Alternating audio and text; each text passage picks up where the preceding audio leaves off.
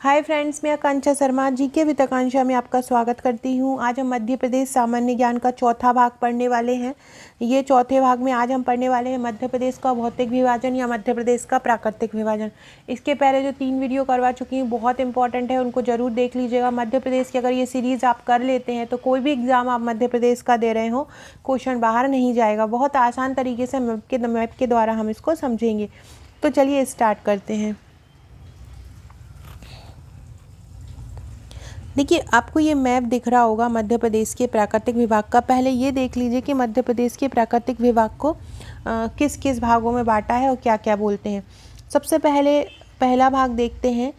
ये जो उत्तर से ये पश्चिम तक जो गया है ये भाग, ये मध्य भारत का पठार कहलाता है। मध्य भारत के पठार, सबसे पहले मैं एक बात बता दूं आपको कि आपको ये बहुत अच्छे से ध्यान में रखना है कि मध्य प्रदेश का कौन सा भाग मध्य प्रदेश के क्षेत्रफल का कितना प्रतिशत है और उसका क्षेत्रफल कितना है। तो मध्य प्रदेश के प्राकृतिक विभाग को आप ये देख रहे हैं, मैंने अलग अलग भागों में बांटा है। अगर मध्य प्रदेश के प्राकृतिक विभाग को देखें कितने भागों में बांटा है तो 7 भागों में मेनली बांटा गया है। कौन कौन से हैं वो 7 भाग? मध्य भारत का पठार, मालवा का पठार, रीवा पन्ना का पठार, बुंदेलखंड का पठार, नर्मदा सोन घाटी, सतपुड़ा मैकाल श्रेणी और बघेलखंड का पठार। प्री में आपसे पूछा जाए कि मध्य प्रदेश के कितने प्राकृतिक विभाग है या मध्य प्रदेश को कितने प्राकृतिक विभागों में बांटा है तो 7 भागों में बांटा गया है। इसके अलावा अगर आपसे पूछें कि मध्य प्रदेश के भौतिक प्रदेश कितने हैं, मध्य प्रदेश को कितने भौतिक प्रदेशों में बांटा है तो 3 भागों में बांटा है, मध्य उच्च प्रदेश, सतपुड़ा मैकाल श्रेणी और पूर्वी पठार। अब हम देखते हैं इनके बारे में। तो सबसे पहले मध्य प्रदेश के प्राकृतिक विभाग में आता है मध्य भारत का पठार। ये मध्य उच्च प्रदेश का ही भाग है। इसका क्षेत्रफल है 32,896 वर्ग किलोमीटर और ये मध्य प्रदेश के कुल क्षेत्रफल का 10.68% है। कौन सा? मध्य भारत का पठार। फिर है दूसरा बुंदेलखंड का पठार। बुंदेलखंड का जो पठार है वो मध्य प्रदेश के कुल क्षेत्रफल का 7.7% है और इसका क्षेत्रफल है 23,733 वर्ग किलोमीटर। बुंदेलखंड पठार का क्षेत्रफल कितना है? 23,733 वर्ग किलोमीटर है। तो पहला हुआ मध्य भारत का पठार, दूसरा हुआ बुंदेलखंड का पठार। बुंदेलखंड के पठार कितना है? 23,733 वर्ग किलोमीटर है और मध्य प्रदेश के कुल क्षेत्रफल का कितना है? 7.7%। और जो मध्य भारत का पठार है वो 10.68% है और उसका क्षेत्रफल है 32,896। मध्य भारत के पठार में जितना भी चंबल क्षेत्र है वो पूरा आ जाता है। भिंड, मुरैना, गुना, अशोकनगर, ग्वालियर, सभी चंबल क्षेत्र जो है मध्य भारत के पठार में आ जाता है। बुंदेलखंड के पठार में सागर, पन्ना, दमोह, ये क्षेत्र जो है बुंदेलखंड के पठार में आ जाते हैं। अगला देखते हैं हम। अगला है आपका मालवा का पठार। तीसरा मालवा का पठार है। मालवा का पठार जो है कुल क्षेत्रफल का 28% है, मतलब सबसे बड़ा है ये। जितना मध्य प्रदेश के 7 भागों में बांटा गया उनमें अगर सबसे बड़ा देखा जाए तो मालवा का ही पठार है। मालवा का पठार कितने प्रतिशत है? मालवा का पठार 28% है। तो मालवा का पठार कितना है? 28% है और कुल क्षेत्रफल का, और इसका टोटल क्षेत्रफल कितना है? 88,222 वर्ग किलोमीटर है। तो ये मालवा का पठार है और ये जितने भी प्राकृतिक विभाग है उनमें सबसे बड़ा है। अगला है रीवा पन्ना का पठार। रीवा पन्ना का पठार जो है कुल क्षेत्रफल का 10.38% है और इसका क्षेत्रफल कितना है? 31,955 वर्ग किलोमीटर है। इसके बाद है बघेलखंड का पठार। बघेलखंड का पठार का क्षेत्रफल है 21,577 और ये कुल क्षेत्रफल का 7% है और बघेलखंड का पठार पूरे जितने भी विभाग हैं ये 7 उनमें सबसे छोटा है। फिर लास्ट में है सतपुड़ा क्षेत्र का टोटल जो क्षेत्रफल है वो 34,000 वर्ग किलोमीटर है और ये 11% है कुल क्षेत्रफल का। नर्मदा सोन घाटी जो है उसका क्षेत्रफल 86,000 वर्ग किलोमीटर है और ये कुल क्षेत्रफल का 26% है। एक बार इस मैप को अपनी जहाँ पर भी आप बैठते हो, जहाँ पर भी आप स्टडी करते हो वहाँ पर ये मैप को बना लीजिएगा और अच्छे से उसको एक बार स्टडी कर लीजिएगा। इसका मैप जो है मैं टेलीग्राम चैनल पर डाल दूंगी तो आप उसको अच्छे से बना लीजिएगा। फिर हमने ये पढ़ा कि मध्य प्रदेश को कितने 7 विभागों में बांटा गया है, 7 प्राकृतिक विभाग में बांटा गया है और मध्य प्रदेश को 3 भौतिक प्रदेशों में बांटा है। अब हम देखते हैं मध्य प्रदेश का ये जो भौतिक विभाजन है, ये देखिए अभी हमने पढ़ा कि 3 भागों में बांटा है, मध्य उच्च प्रदेश, दूसरा सतपुड़ा श्रेणी और तीसरा पूर्वी पठार बघेलखंड का। जो मध्य उच्च प्रदेश है वो ये 5 भागों में बटा है, मध्य भारत का पठार, बुंदेलखंड का पठार, मालवा का पठार, रीवा पन्ना का पठार और नर्मदा घाटी। सतपुड़ा जो श्रेणी है 3 भागों में बटी हुई है, कौन कौन सी? तो सतपुड़ा श्रेणी 3 भागों में बटी है। पश्चिमी जो श्रेणी है वो राजपीपला कहलाती है, मध्य श्रेणी महादेव है और पूर्वी श्रेणी मेकाल है। देखो मैं बता देती हूँ एक बार, जैसे कि ये सतपुड़ा घाटी है तो ये इस प्रकार से बटी हुई है। ये वाला जो हिस्सा है वो राजपीपला कहलाता है, ये वाला महादेव कहलाता है और ये वाला हिस्सा मेकाल कहलाता है। तो ये क्या कहलाता है? राजपीपला कहलाता है। बीच वाला क्या कहलाता है? बीच वाला महादेव कहलाता है और जो पूर्वी वाला है पूर्वी वाला मेकाल कहलाता है। तो इस प्रकार सतपुड़ा घाटी को 3 भागों में बांटा गया है। इसके बाद पूर्वी पठार को बघेलखंड में बांटा है। तो इस प्रकार से ये मध्य प्रदेश का भौतिक विभाजन हो जाएगा। अब हम अलग अलग जो क्षेत्र हैं उनके बारे में पढ़ते हैं। बहुत इंपॉर्टेंट टॉपिक है ये, मेंस की दृष्टि से भी बहुत ज़्यादा इंपॉर्टेंट है। सबसे पहले पढ़ते हैं मध्य भारत का पठार। मध्य भारत का जो पठार है मध्य प्रदेश के कुल भौगोलिक क्षेत्रफल का लगभग 10.7% है। स्थिति क्या है कि मध्य भारत का जो पठार है मध्य प्रदेश के उत्तर पश्चिम में 24 डिग्री से 26 डिग्री 48 उत्तरी अक्षांश तथा 74 डिग्री 50 से 79 डिग्री 10 पूर्वी देशांतर में स्थित है। जो मध्य भारत का पठार है उसका निर्माण किससे होता है? विंध्यन शैल समूह के अपरदन तथा नदियों के निक्षेप से हुआ है और यहाँ जलोढ़ मिट्टी मुख्यतः पाई जाती है। वन कैसे होते हैं? यहाँ पे वन शुष्क, कटीले और पर्णपाती होते हैं। खैर, बबूल, पलास यहाँ पे पाया जाता है। वर्षा कैसी होती? तो इस क्षेत्र में वर्षा 50 से 75 सेंटीमीटर के आसपास होती है। अर्थात ये जो मध्य उच्च मध्य प्रदेश का जो मध्य भारत का पठार है ये बहुत कम वर्षा वाला क्षेत्र है। यहाँ की जलवायु विषम है। विषम जलवायु मतलब ग्रीष्म ऋतु में बहुत ज़्यादा गर्म होती है और शीत ऋतु में बहुत ज़्यादा ठंड होती है।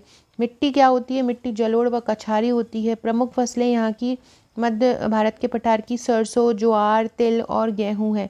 मध्य भारत के पठार को सरसों की हांडी कहा जाता है। भिंड, मुरैना जो है वो सरसों के प्रमुख क्षेत्र हैं। प्रमुख नदियाँ जो हैं चंबल हुई, सिंध हुई, काली सिंध यहाँ की प्रमुख नदियाँ हैं।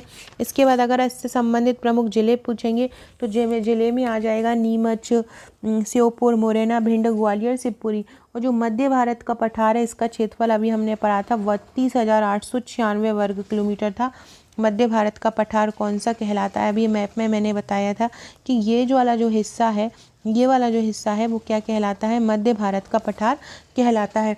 मध्य भारत के पठार की हमने पढ़ा है कि यहाँ से नदियाँ चंबल, सिंध, क्वारी, पार्वती निकलती है। अगर आपसे पूछें कि यहाँ की खनिज संपदा क्या है तो चीनी मिट्टी, चूना पत्थर, क्वार्टजाइट ये यहाँ की जो है प्रमुख खनिज संपदा है।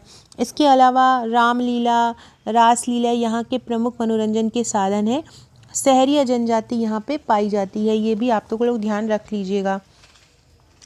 अगला क्वेश्चन है बुंदेलखंड का पठार। अगला कौन सा है? बुंदेलखंड का पठार। तो बुंदेलखंड का पठार मध्य प्रदेश के कुल क्षेत्रफल का 7.7% है। कितना है? 7.7% है। और अगर आपसे इसका क्षेत्रफल पूछा जाए बुंदेलखंड के पठार का तो बुंदेलखंड का भी मैंने मैप में बताया है कि बुंदेलखंड का जो क्षेत्रफल है उसका है 23,733 वर्ग किलोमीटर इसका क्षेत्रफल है। मध्य भारत के पूरब में तथा रीवा पन्ना के पठार, ये रीवा है, रीवा पन्ना के पठार के उत्तर पश्चिम में स्थित है। इसका विस्तार 24 डिग्री 6 से 26 डिग्री 22 तक पाया जाता है। उत्तरी अक्षांश तक 77 डिग्री 51 से 80 डिग्री 20 पूर्वी देशांतर के बीच ये पाया जाता है। यहाँ पे औसत वर्षा लगभग 75 से 100 सेंटीमीटर होती है। वन यहाँ पे कौन से पाए जाते हैं? बुंदेलखंड में तेंदुपत्ता, महुआ, बबूल, खैर, नीम आदि पाया जाता है। जलवायु क्या होती है? ग्रीष्म ऋतु में बहुत ज़्यादा गर्म हो जाती है और शीत ऋतु में बहुत ज़्यादा ठंडी हो जाती है। मिट्टी यहाँ पे मिश्रित लाल काली मिट्टी पाई जाती है। प्रमुख फसलें गेहूँ, ज्वार और तिल है। प्रमुख खनिज हीरा, चूना पत्थर है। फ्रेंड्स, ये जिससे आप ये पढ़ रहे हैं ये मेरे प्री के नोट्स हैं। प्री के नोट्स की जो यूनिट मिलेगी आपको यूनिट 3 जिसमें आपको मध्य प्रदेश के पर्वत, मध्य प्रदेश के भाग, ये जो दिया हुआ है मध्य प्रदेश का भूगोल पूरा, उसमें आपको ये जो टॉपिक आपको मिलेगा इसी प्रकार से कवर किए गया है। मेरे हर टॉपिक बहुत सरल भाषा में कवर किए हैं ताकि आपको पढ़ने में आसानी रहे। और फ़ॉन्ट भी बड़े बड़े लिए गए हैं ताकि आपको बुक जो छोटे छोटे होते हैं तो आपको पढ़ने में थोड़ा सा दिक्कत आती है, तो आपको पढ़ने में अच्छे लगे। जो प्री के जो पैकेज है उसमें आपको 12 बुकलेट मिलेंगी। 12 बुकलेट कुछ इस प्रकार की मिलेंगी, ये जो आप देख रहे हैं। और जहाँ से मैं अभी आपको पढ़ा रही हूँ, ये मेरा ये 3rd बुकलेट है, यूनिट 3rd का मध्य प्रदेश का भूगोल। इस प्रकार से ये 12 बुकलेट मिलेंगी आपको। 12 बुकलेट अगर आप ऑर्डर करते हैं तो आपके घर पहुँचेगी। अभी बुकिंग चल रहा है तो आप इनका ऑर्डर कर सकते हैं। ये 12 बुकलेट है। एक साथ में आपको एक प्रैक्टिस प्रश्न फ्री मिलेगा। इसमें आपको इतिहास, भूगोल, पॉलिटी, इकोनॉमी के जो प्रैक्टिस प्रश्न हैं वो पूरे दिए जाएंगे। तो आप इसको फॉलो कर सकते हैं और आप हमारे ये नोट्स ले सकते हैं। नोट्स का रिव्यू के लिए जैसा मैं ये बता रही हूँ, जैसा मैंने ये बताया इस प्रकार का चित्र, इसी प्रकार के नोट्स आपको मिलेंगे। बुंदेलखंड के पठार में औसत वर्षा 75 से 100 सेंटीमीटर होती है। इसके वन जो होते हैं तेंदुपत्ता, महुआ, बबूल, खैर, नीम यहाँ पे पाए जाते हैं। जलवायु ग्रीष्म ऋतु में बहुत ज़्यादा गर्म हो जाती है और शीत ऋतु में बहुत ठंडी हो जाती है। मिश्रित मिट्टी यहाँ पे पाई जाती है। प्रमुख फसलें गेहूँ, ज्वार और तिल है। इसके बाद प्रमुख खनिज हीरा, चूना और पत्थर है। नदियाँ बेतवा, सिंध, धसान, उर्मिल, जामनी यहाँ की नदियाँ हैं। बुंदेलखंड की सबसे ऊंची चोटी सिद्ध भावा की चोटी है 1172 मीटर और ये दतिया में है। और इसका जो निर्माण हुआ था बुंदेलखंड का अगर ये पूछा जाए तो ध्यान में रखिएगा, प्री कैम्बियन काल की चट्टानों से इसका निर्माण हुआ था। इस पठार में बहने वाली नदियाँ सिंध, पाहुज, बेतवा, धसान, केन है। इस पठार में बहने वाली प्रमुख नदियाँ हैं। बुंदेलखंड की गंगा जो है बेतवा नदी को कहा जाता है। किसको कहा जाता है? बुंदेलखंड की गंगा बेतवा नदी को कहा जाता है। और देश की जो नदी तालाब जोड़ो परियोजना भी यहीं थी। यहाँ के संबंधित प्रमुख जिले हैं दतिया, सागर, अशोकनगर, टीकमगढ़, निवाड़ी, छतरपुर, पन्ना। दतिया में सोनागिरी और पीताम्बरा जो पीठ है वो भी है। और यह पठार जो है नल दमयंती से लेकर चंदेलों तक की राजनीतिक स्थली रहा है। और टीकमगढ़ का प्रतापपुरा, छतरपुर का चंद्रपुरा और पन्ना का पुरैना और दतिया का बडेरा आदि औद्योगिक क्षेत्र बुंदेलखंड क्षेत्र में ही आते हैं। अगला देखते हैं मालवा का पठार। मध्य प्रदेश के कुल क्षेत्रफल के 28% भाग पर विस्तृत है। मतलब मध्य प्रदेश का सबसे बड़ा भाग जो है वो मालवा का पठार ही है। और मालवा के पठार का अगर क्षेत्रफल की बात की जाए तो अभी मैंने बताया है कि 88,222 वर्ग किलोमीटर है मालवा का क्षेत्रफल। मालवा का पठार जो है मध्य प्रदेश के पश्चिमी भाग में स्थित है। इसका विस्तार 20 डिग्री 1 से 25 डिग्री आठ उत्तरी अक्षांश तथा 74 डिग्री 20 से 79 डिग्री पूर्वी देशांतर तक ये फैला हुआ है। मालवा के पठार का निर्माण, मालवा का पठार जब पश्चिम में है तो आपको पता है कि पश्चिम में दक्कन ट्रेप की चट्टानें थीं, ये अलग हुई हैं तो तभी ये हमारे भारत का पश्चिमी भाग बना है। तो उसी से ही मध्य प्रदेश का भी मालवा क्षेत्र बना है दक्कन ट्रेप की चट्टानों से। इसलिए यहाँ पे काली मिट्टी ज़्यादा पाई जाती है जो कपास की खेती के लिए उपयुक्त होती है। यहाँ पे 50 से 75 सेंटीमीटर की वर्षा होती है। वन मालवा के जो क्षेत्र में शुष्क पर्णपाती वन पाए जाते हैं जो कि बबूल, पलास, तेंदुपत्ता। यहाँ की जो जलवायु है मालवा की वो समशीतोष्ण जलवायु है जो ग्रीष्म ऋतु में साधारण गर्म रहती है और शीत ऋतु में साधारण ठंडी होती है। यहाँ की जो मिट्टी है वो काली मिट्टी पाई जाती है। फसल कौन सी है? सोयाबीन, कपास, गेहूं, ज्वार तथा मूंगफली। नदियाँ कौन सी पाई जाती हैं यहाँ पे? चंबल, छिप्रा, पार्वती, मंशीर, खान, माही आदि। विशेष क्या है? कर्क रेखा मालवा के मध्य से गुजरती है। मालवा के पठार की सबसे ऊंची चोटी सिगार चोटी है 881 मीटर। अन्य चोटी जाना पाव है 854 मीटर, बजारी है 810 मीटर और यह तीनों इंदौर जिले में स्थित है। इसके संबंधित प्रमुख जिले कौन से हैं मालवा के पठार से? तो इंदौर है, उज्जैन है, देवास है, आगर मालवा है, रतलाम है और दाहर है। तो ये यहाँ के प्रमुख जो ज़िले हैं मध्य प्रदेश इस मालवा के क्षेत्र के। इसके अलावा पीतमपुर जो धार में है, मंडीदीप रायसेन में है, पीलूखेड़ी राजगढ़ में है, मेघनगर झाबुआ में है, मक्सी शाजापुर में है, लटेरी गंज वाशोदा विदिशा जिले में है, आगासौद बीना सागर में है। तो ये सभी भी मालवा में पाए जाते हैं। अगला है रीवा पन्ना का पठार। फ्रेंड्स आप हमारे मेंस का पैकेज भी ले सकते हैं। मेंस के नोट्स हैंड रिटन है, क्वेश्चन आंसर श्रृंखला में है। अगर आप मेंस का और प्री का पैकेज एक साथ लेते हैं तो प्री का पैकेज जो है आपको बहुत कम अमाउंट में पड़ जाता है। तो अगर आप और अभी आपको अगस्त में मेंस की ही तैयारी करना चाहिए तो आप हमारा मेंस का पैकेज ले सकते हैं। कहीं भी भारत में रहते हो आपके पास डिलीवर हो जाएगा। इसके अलावा जो मेंस के पैकेज है, मेंस के पैकेज में आपको 47 बुकलेट मिलती है। 47 बुकलेट में आपका सॉल्व पेपर भी शामिल होता है। अगर आप सॉल्व पेपर नहीं लेते हैं तो 39 बुकलेट आपको मिलेंगी, जिसमें 12 फाइल 3 मार्कर की रहेंगी और 27 फाइल जो है 5 और 11 मार्कर की रहेंगी, तो आप उनको ले सकते हैं।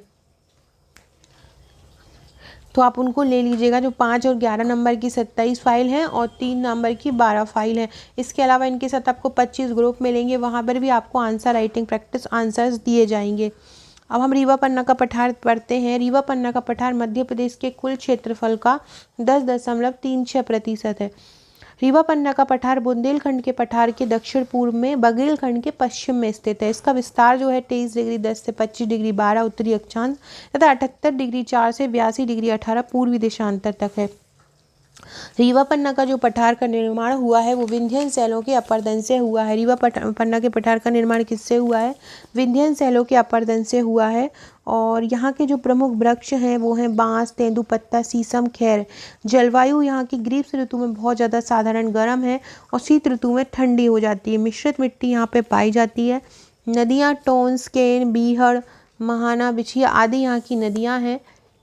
फसल है गेहूं, चावल, तिल, खनिज, चूना पत्थर, गेरू और हीरा। संबंधित जिले हैं रीवा, पन्ना, कटनी यहाँ के संबंधित जिले हैं। और उसके अलावा अगर इसके उद्योग के बारे में विकसित किया जाए तो उद्योग बिहार, रीवा का बिहार एक जगह है, उसका सतना का बगरहा, पन्ना का पुरैना, ये औद्योगिक केंद्र यहाँ पर विकसित हैं। अगला है नर्मदा घाटी। नर्मदा सोन घाटी जो है वो राज्य के कुल 26% क्षेत्र पे है और यहाँ पर इसका जो क्षेत्रफल है नर्मदा का वो 86,000 वर्ग किलोमीटर है। इसकी जो स्थिति है मालवा तथा रीवा पन्ना के पठार के दक्षिण में तथा सतपुड़ा श्रेणी के ये उत्तर में स्थित है। इसका विस्तार 22 डिग्री 30 से 23 डिग्री 45 उत्तरी अक्षांश तथा 74 डिग्री से 81 डिग्री पूर्वी देशांतर तक है। वर्षा यहाँ की मात्रा पश्चिम से पूरब की ओर जाने पर बढ़ती जाती है। औसत वर्षा 75 से 125 सेंटीमीटर है। नर्मदा, तवा, हिरन, सेर, हथनी, शक्कर, दूधी इस क्षेत्र की प्रमुख नदियां हैं। वन कौन कौन से पाए जाते हैं? तो वन यहाँ पे पाए जाते हैं सागौन, साल, तेंदुपत्ता और बांस। जलवायु जो है ग्रीष्म ऋतु में अधिक गर्म और शीत ऋतु में साधारण ठंडी होती है। मिट्टी गहरी मिट्टी पाई जाती है। पूर्वी क्षेत्र में लाल मिट्टी पाई जाती है। फसल इसके पश्चिम में कपास व मूंगफली, मध्य क्षेत्र में गेहूं और पूर्वी क्षेत्र में चावल का उत्पादन होता है। खनिज कौन से होते हैं? तो चूना पत्थर, संगमरमर, चीनी मिट्टी आदि यहाँ के खनिज है। निर्माण किससे होता है? यहाँ की जो चट्टानें हैं, यहाँ की जो मिट्टी है, तो इसका जो नर्मदा सोन घाटी का जो निर्माण हुआ है वो पश्चिम में दक्कन ट्रेप की चट्टानों से हुआ है तथा पूर्व में धारवाड़ और विंध्यन क्रेम की चट्टानों से हुआ है। तो दक्कन ट्रेप की चट्टानों से ही ये पश्चिम से पूर्व में है और ये दक्कन ट्रेप की चट्टानों से ये विकसित है। नर्मदा घाटी क्षेत्र को कृषि की अर्थव्यवस्था की रीढ़ कहा जाता है। यह मध्य प्रदेश का सबसे निचला प्राकृतिक भाग है। इसके प्रमुख जिले कौन से हैं? जबलपुर, नरसिंहपुर, होशंगाबाद, हरदा इसके प्रमुख जिले हैं। जो आपने एक प्रसिद्ध स्थल सुना होगा नावदा टोली, नावदा टोली भी इसी क्षेत्र में है। कौन सा? नावदा टोली, ये ध्यान रखिएगा। और अगर आपसे पूछे कि नर्मदा सोन घाटी में प्रमुख उद्योग क्षेत्र, तो रबड़, कांच, चीनी मिट्टी उद्योग जबलपुर में केंद्रित है और ये खनिज संसाधन की दृष्टि से भी बहुत ज़्यादा समृद्ध है। मैंगनीज तथा कोयले जैसे खनिज यहाँ पे नर्मदा सोन घाटी में उपलब्ध रहते हैं। अगला हम ये सतपुड़ा मैकाल श्रेणी आपको पढ़ाने वाली हूँ। सतपुड़ा मैकाल श्रेणी को 3 भागों में बांटा गया है। एक है पश्चिमी श्रेणी जिसको राजपीपला बोलते हैं, मध्य श्रेणी जिसको महादेव बोलते हैं, पूर्वी श्रेणी इसको मैकाल बोलते हैं। पश्चिमी श्रेणी जो राजपीपला है इसका विस्तार गुजरात और मध्य प्रदेश तक है। मध्य श्रेणी जो महादेव है इसका विस्तार मध्य प्रदेश और महाराष्ट्र तक है और पूर्वी श्रेणी जो मैकाल है उसका विस्तार मध्य प्रदेश और छत्तीसगढ़ से है, छत्तीसगढ़ तक है। देखिए मैप में भी आप समझ सकते हैं मालवा का पठार, इसके बाद है बुंदेलखंड का पठार, मध्य भारत का पठार, मालवा का पठार। तो मालवा का पठार जो है वो अरावली पर्वत से बना हुआ है, ये ध्यान रखिएगा। इसके बाद नर्मदा सोन घाटी है। अब ये देखो सतपुड़ा पर्वत की श्रेणी में पहला आ गया राजपीपला श्रेणी और ये फिर दूसरा ग्वालीगढ़ श्रेणी है, तीसरा महादेव श्रेणी है और चौथा ये मैकाल की श्रेणी है। ये रीवा पन्ना का पठार है और ये बघेलखंड का पठार है। ये एक नर्मदा सोन घाटी के जो ऊपर गई है वो विंध्याचल पर्वत श्रेणी है। और यहाँ पे आपका बुंदेलखंड का पठार है ये, और ये थोड़ा सा जो है ये बुंदेलखंड का पठार है। तो इस प्रकार से फ्रेंड्स आप ये देख सकते हैं मेरे मैप के थ्रू कि किस प्रकार से सतपुड़ा पर्वत श्रेणी को ये 4 भागों में विभाजित किया गया है। क्षेत्रफल जो है सतपुड़ा का 11% है। ये जो सतपुड़ा मैकाल श्रेणी है नर्मदा घाटी के दक्षिण में स्थित है। इसका विस्तार जो है 21 डिग्री 30 से 23 डिग्री उत्तरी अक्षांश और 74 डिग्री 30 से 81 डिग्री पूर्वी देशांत तक फैला हुआ है। पश्चिम से पूर्व में जाने पर वर्षा की मात्रा बढ़ती है। पश्चिमी भाग में लगभग 75 और पूर्वी भाग में 150 सेंटीमीटर वर्षा होती है। इस क्षेत्र की नदियां हैं ताप्ती, वेनगंगा, शक्कर, दूधी, पेंच, वर्धा। इस क्षेत्र की जो मिट्टी है काली और लेटेराइट है। दक्कन ट्रेप की चट्टानों के साथ साथ धारवाड़ क्रम की चट्टानों से हुआ है। इसके जो जिले हैं वो हैं बालाघाट, सिवनी, छिंदवाड़ा, खंडवा और खरगोन। पूर्वी पठार जो या बघेलखंड का पठार है उसका क्षेत्रफल लगभग 7% है। मध्य प्रदेश के पूर्वी भाग में स्थित है और उसका अक्षांशीय विस्तार 23 डिग्री 40 से 24 डिग्री 35 उत्तरी अक्षांश तक फैला हुआ है तथा 80 डिग्री 5 से 82 डिग्री 35 पूर्वी देशांतर तक फैला हुआ है। तो ये पूर्वी पठार या बघेलखंड पठार की बात है। जो बघेलखंड का पठार है उसका निर्माण आद्य महाकल्प के शैल समूह से हुआ है। मध्य प्रदेश का अगर सर्वाधिक वर्षा वाला क्षेत्र देखें तो यही है बघेलखंड का पठार। यहाँ 125 से 140 सेंटीमीटर वर्षा होती है। सोन, जोहिला, बनास, कोपद यहाँ की प्रमुख नदियाँ हैं। ग्रीष्म ऋतु में जो गर्मी पड़ती है वो साधारण गर्मी पड़ती है और शीत ऋतु में बहुत ज़्यादा बढ़ती है। लाल पीली मिट्टी यहाँ पाई जाती है। सिंगरौली, सीधी, रीवा, शहडोल यहाँ के प्रमुख जिले हैं। सो फ्रेंड्स ये तो हम आज मध्य प्रदेश के प्राकृतिक विभाग पढ़े थे। नेक्स्ट जो हमारा मध्य प्रदेश का पार्ट आएगा उसमें हम मध्य प्रदेश के पर्वत पढ़ेंगे। वीडियो अच्छी लगी होगी तो लाइक शेयर ज़रूर कीजिएगा, चैनल को सब्सक्राइब कीजिएगा और डिस्क्रिप्शन बॉक्स में व्हाट्सएप टेलीग्राम ग्रुप का लिंक मिलेगा, वहाँ जुड़ जाइएगा। Okay friends, thank you.